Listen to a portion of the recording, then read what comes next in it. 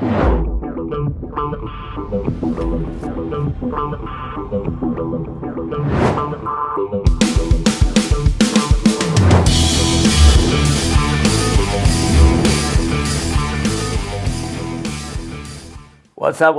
up? Todd Falcone here. Welcome to toddfalcone.com. So, question came up in one of my groups a couple days ago on the subject of being a better listener. How do you be a better listener? How do I listen better?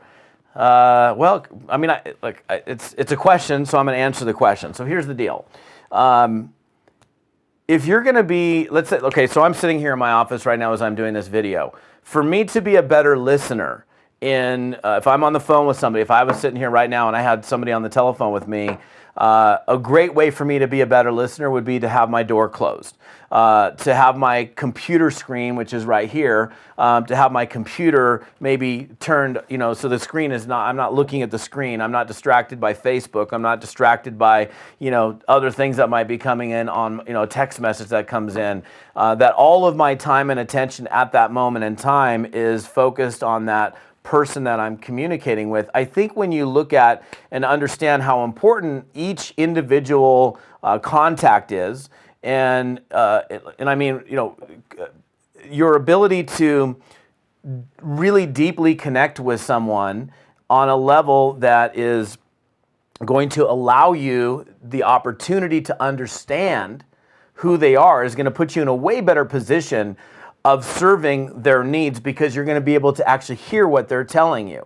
But if I'm sitting here and I've got a TV, like for example, in my previous office, I would have financial news on at different times of the day if the market was open. In this office, I had actually, you can't see this, but behind where this camera's at right now, literally right back here, when I moved into the house, I had a TV mount that was already there. I could have easily connected a television. I had them pull the TV out and remove the mount because I didn't want that additional distraction in my office where the TV's going on and I'm sitting here on the phone with a coaching client, for example, and I got the financial news going on. That's going to distract me from being able to hear what's most important to one of my clients. And the same thing for you guys when it comes to prospecting. You're getting to know somebody and they're telling you things. And if you tune out just for a second, if you space cadet for a second, if you allow your mind to wander for just a second, you may miss out on something extremely important that they shared with you that was very important to them.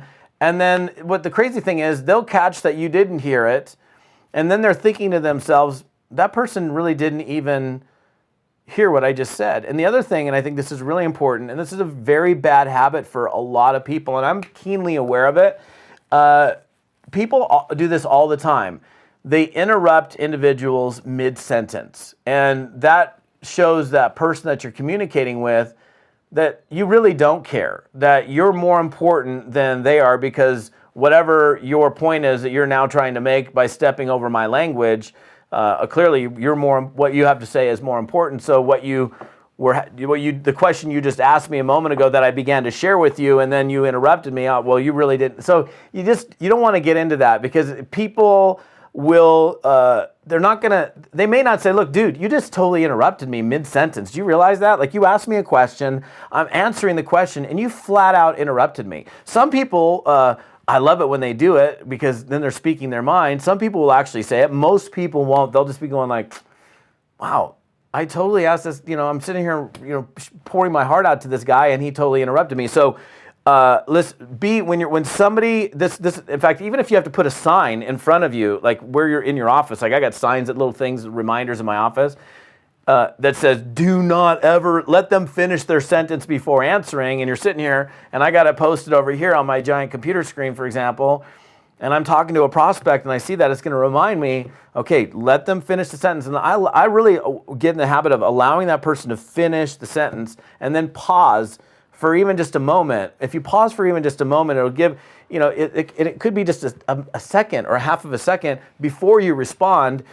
there's enough of a gap there where the person that you're talking to is going, okay, cool, this guy's actually hearing me, he's listening to me.